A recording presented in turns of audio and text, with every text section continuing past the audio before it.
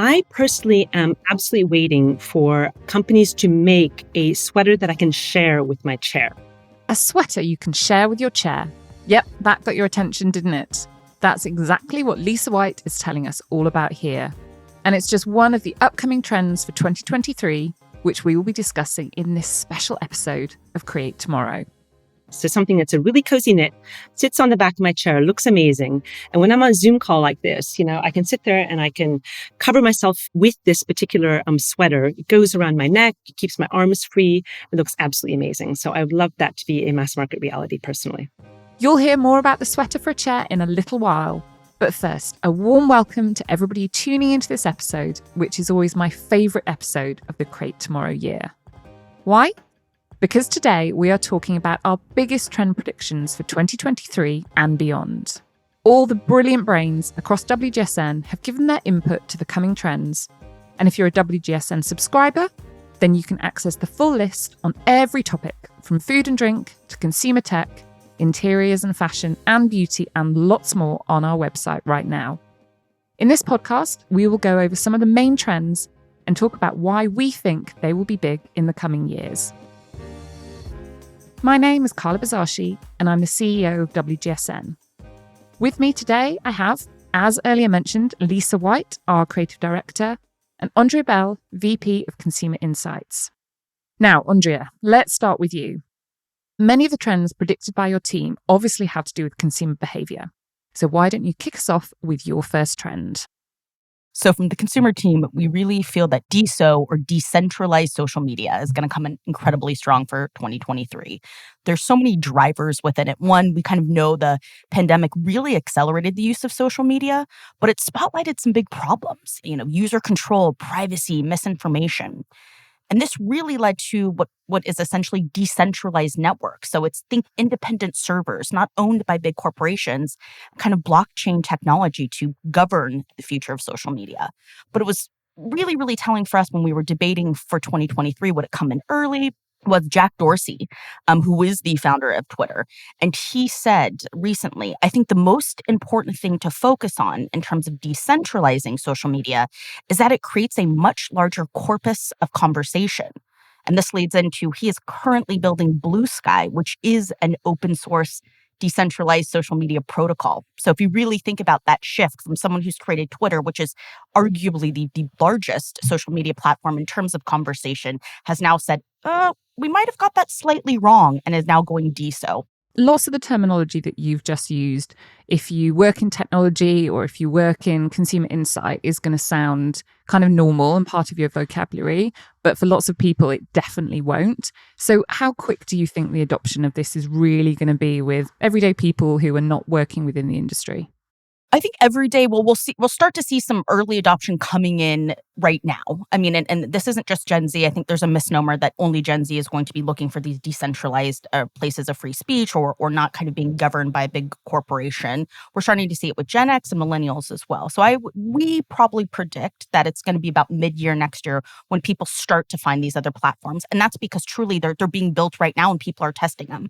So you have Blue Sky, which is essentially, think about just a social media platform where you can talk, where you can engage with users, you can share knowledge. And it has already had 30,000 signups in less than 2 days when it launched for beta. There's another one we're tracking called Discover. And again, it's essentially already has 100,000 users, and they're doing everything that they would on these other platforms, except they really own the content, they own the journey, and they're really good at moderating what would be hate speech or kind of fact-checking false information that we know just gets spread so quickly these days.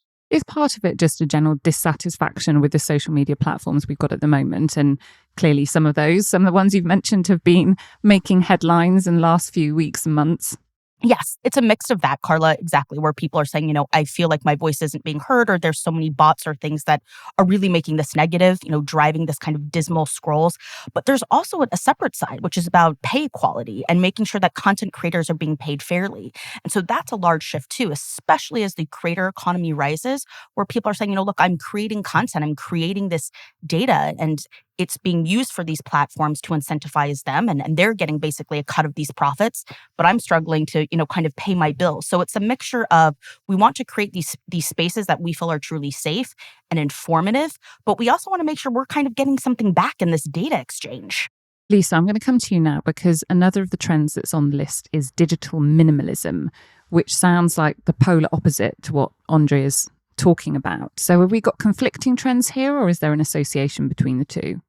I think there definitely is an association between the two, because I don't know about you, but I'm really kind of tired sometimes of the devices that demand my attention all the time. Things that are pinging and lighting up all over the place. And, they're, sometimes they ask, your attention when you don't want to give it as well, too. And it makes people feel anxious and overwhelmed. And I know I'm not alone in this. There was a recent study in Canada, in France, Italy, Germany, the UK, and the US.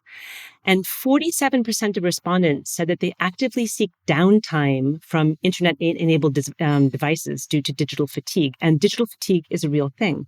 We get so much from social media and so much from digital, but we need to take a break sometimes too.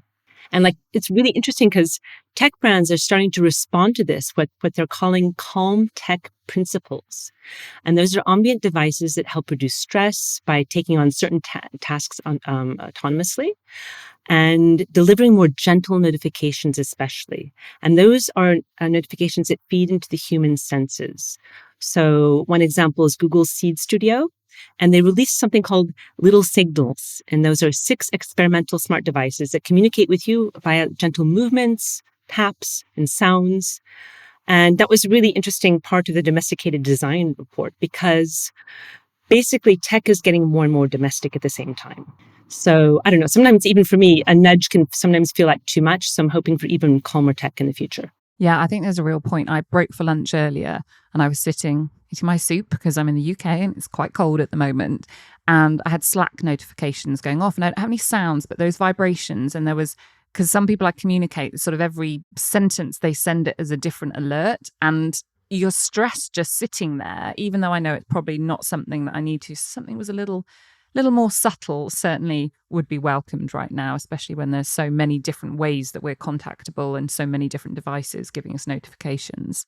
And there's ways that digital can actually give back to you as well, too. And I'm seeing the crossover in interior design. There's this really great new lamp called the Tornasole lamp. It's made of very beautiful Murano glass, and it changes in color according to the level of air quality. So again, it's very calm tech, quiet tech. It's giving you the information, but it's not pinging it to you. That's lovely. Now, you've just brought up interiors. You run WGSN Interiors. This is probably quite a nice segue. What's a really key interiors trend that people should be looking out for? Well, I know one that's really resonated with a lot of people. And first of all, it makes them laugh. We're calling it sweaters for furniture. And, there's really practical reasons why this is going to be important, because, consumers are dressing up their furniture to renovate and update and customize. But it's because it softens things as well, too, and makes them warmer. And obviously, myself included, I'm sitting here with 2 sweaters on.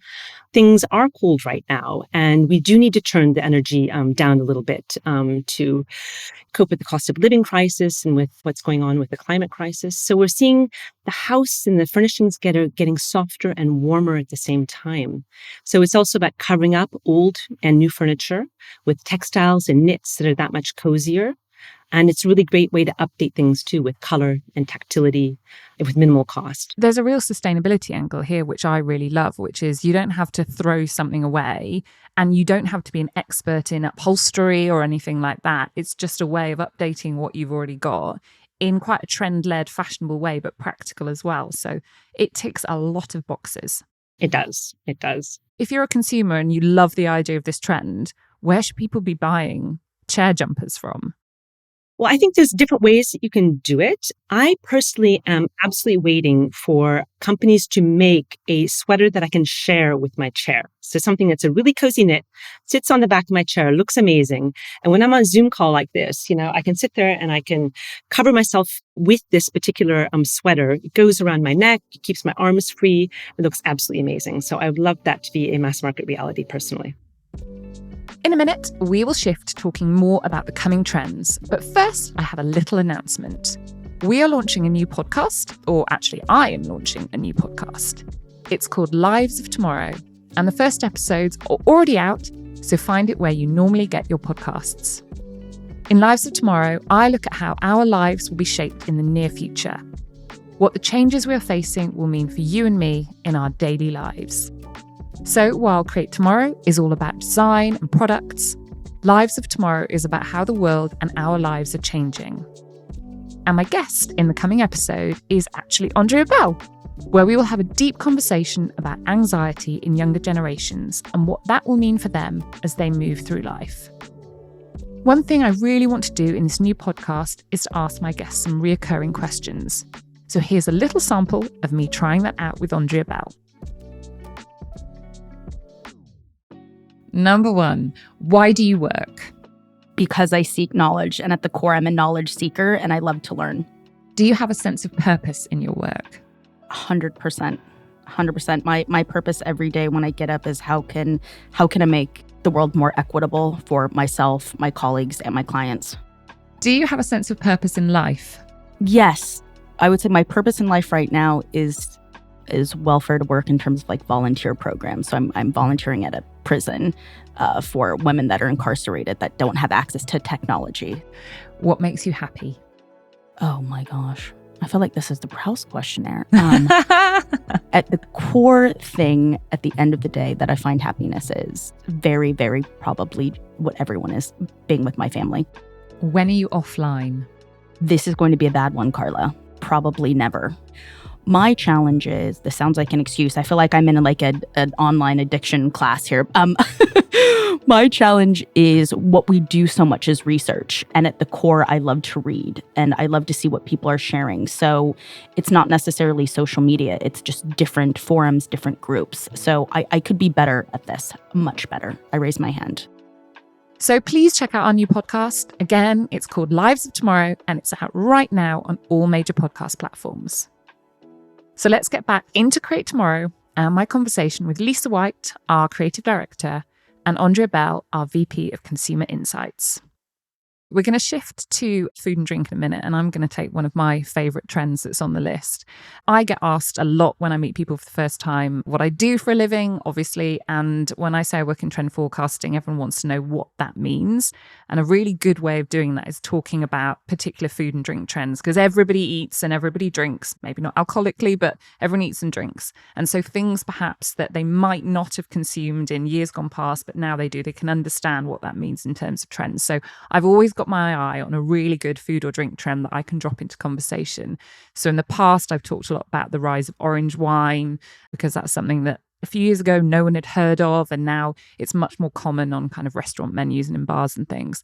So I loved Sotol, which I hadn't heard of until our food and drink team brought this to the list for next year, which is actually a Mexican spirit. Like lots of these spirits, it's been around for decades, if not hundreds and hundreds of years, but in one particular country, and it's just beginning to get prominence now outside of Mexico. So if anyone's drunk tequila or started drinking mezcal in recent years, we believe Sotol will be the next it spirit that you're going to start seeing in kind of cool hipster bars, and then potentially as we look further afield, it might even make its way into your cocktail cabinet. I'm actually recording this with my cocktail cabinet behind me. There is no Sotol in there. There is definitely mezcal. So maybe when we record this next year, we'll see whether it's been updated, because maybe it will have made its way to supermarket shelves in the UK. We'll wait and see, but that's definitely one of my favorites. Right. Shall we go back to technology? Because we've swerved away from that, and we definitely don't want the entire podcast to be about technology, but it's a really big area in terms of innovation, and it's something that certainly informs a lot of other industries and other trends. So Andrea, I'm going to come back to you. What's another tech trend that people should have their eyes out for? I'm still stuck on Sotol. We'll have to check next year if it's behind you. That'll be our confirmation next podcast. Is it still there? I think the biggest one is that, just data globally is suggesting that we're going to be very quickly in everyday AR. So a recent Snap Inc. survey said that 75% of the world population will use AR pretty much every day by 2025. If you think about it, as we're coming into 2023, it's not that far away. I mean, we all know we blink and it's the next year. And there's different ways that it's being kind of adopted and people are becoming more comfortable with it. Lisa and I have talked about this for quite some time about 10 years ago, if you said AR, it was really scary. It was very uncanny valley-esque. And now people are comfortable with it. We're using it on our smartphones already. We're seeing AR navigation in cars where people are truly turning to it. It's kind of coming up on the dashboard and helping you get there, telling you where a gas station is, or if you have an electronic vehicle, tells you where a charging station is. So I think that the fear factor that was once there is diminishing slightly, but that doesn't say people are 100% all for AR. But I think people are realizing that it's already kind of here, and how do they make it work for them? I think what's interesting about AR is it often got looped in with VR and AR, and people again thought these were terminologies that were only for people living in Silicon Valley and they weren't going to become part of our everyday lives. But ever so subtly, as we've got so much more used to wearing devices and sort of making technology part of our everyday, they don't seem quite so scary. And also, obviously, prices have come down as the big companies have started manufacturing these things in ever greater numbers. So you can definitely see that sort of tipping point that we're not too far off. Obviously, when you've got, some of the biggest technology companies in the world changing their names to reflect how the world is going to change in the future and taking more ownership in these areas, I can totally see how this is going to take off. Lisa, from your perspective, though, as this becomes part of our everyday, is it going to blend in better in the interiors and our homes around us, do you think? Exactly. I mean, I think that whole going back to the home tech and digital in the home is really interesting. And we're just seeing, like digital minimalism that, we talked about it from a tech perspective. We're looking at it from an aesthetic perspective as well. And really taking a look at how things that are normally minimal are getting this really great edge to them as well, too. So it's kind of a really important move on from industrial. So it's softer with calming effects that look kind of screened or brushed, kind of like digital renders in a way, too. And so we're seeing a lot of products that work on screen and off, and those are tech-enabled products in many ways too. Really great. This is this example that I found recently. It's from a digital designer named Bureau Benjamin. And he had done all these beautiful renders during the pandemic and got invited finally to create one of his lamps in real life. But the way he's done it, it looks completely digital. It looks completely something you could only dream about, but it's actually a very beautiful, very useful lamp as well, too.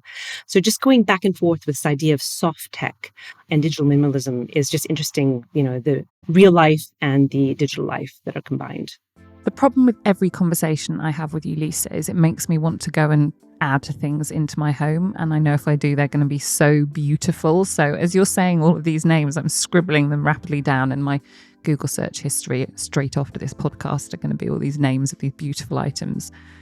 Okay, I'm going to take one that was one of my favourites on the list. And this is a particular superfood, but it's actually one which is gaining traction in the beauty industry.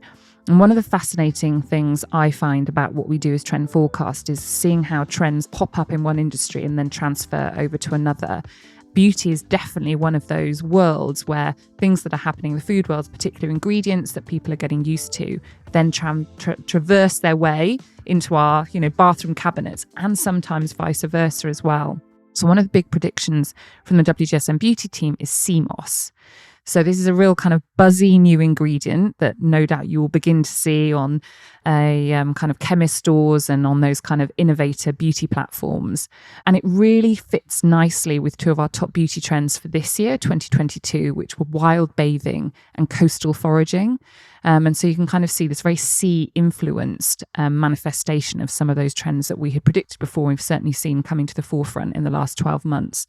Now, the hashtag CMOS has already reached over 450 million views on TikTok. So already been confirmed, those big social media platforms, that's what people are posting about. That's what they're searching for as well.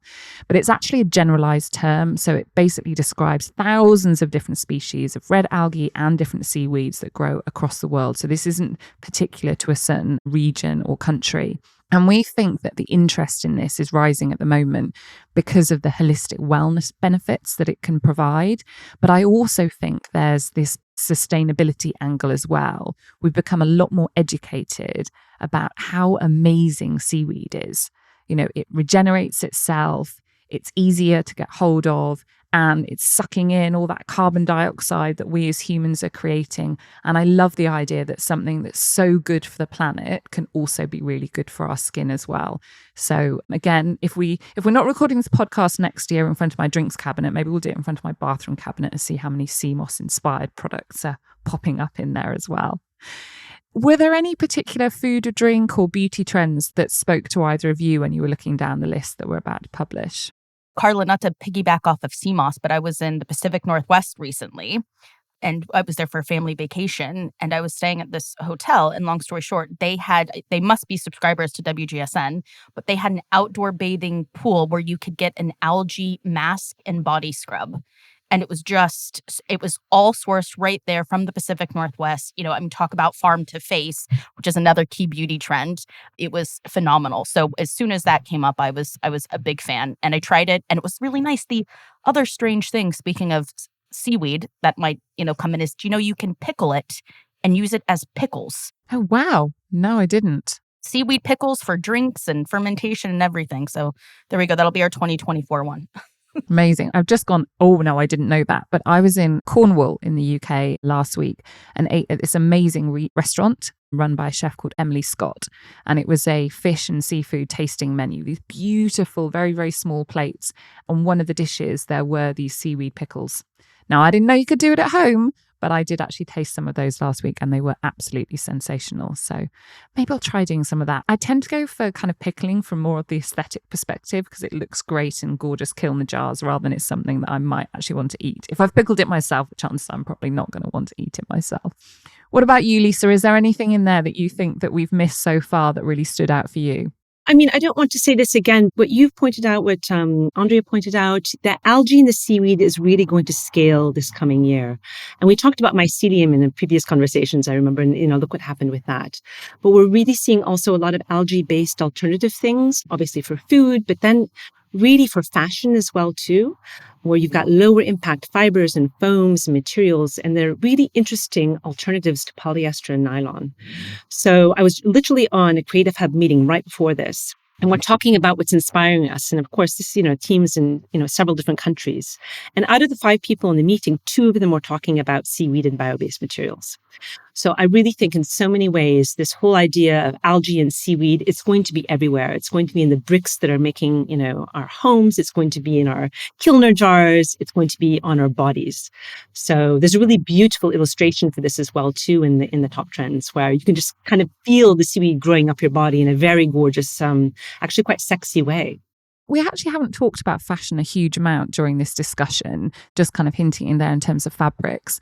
But from a fashion perspective, our team are predicting the rise of the modular sneaker. And this is part of that kind of movement of clothing that is multi-purpose. Now, that's not a new trend in and of itself. We've certainly seen fabrics that are much more adaptable, clothing that you can wear during the day, whether that's for meetings and things, but also then do exercise without having to have a complete outfit change. And the modular sneaker is definitely fitting under that category as well.